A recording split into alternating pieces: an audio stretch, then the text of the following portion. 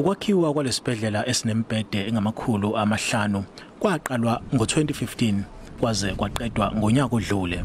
Ukwakhiwa kwaso lapha ke kuleli lokishi bekuhloswe ngakho ukwehlisa umthamo wesiguli esibhedlela ezakhelene naso ikakhulukazi ukusiza izakhamuzi zakwaMashu, iNanda, Ntuzuma neminye imiphakathi.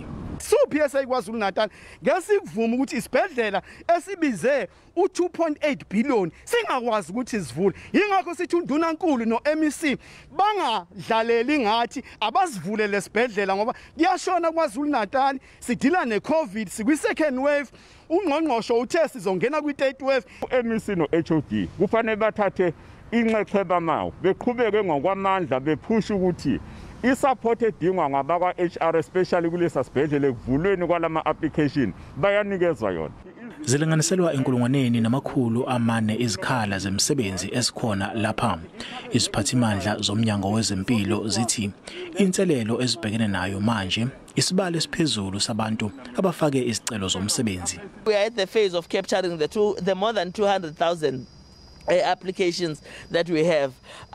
We had to employ more data capturers because it became clear, because of the volume of the applicants, that the people that we had were not sufficient or were not going to be able to complete the job on time. Owengamele zempilo esifundazweni uNomagogo Simelane Zulu uthi lolu hlelo lokuqashwa kwesisebenzi kulindeleke ukuba luphothulwe ngenyanga ezayo. NginguSimphiwe Makhanya wezindaba ze-SABC ngiseThekwini.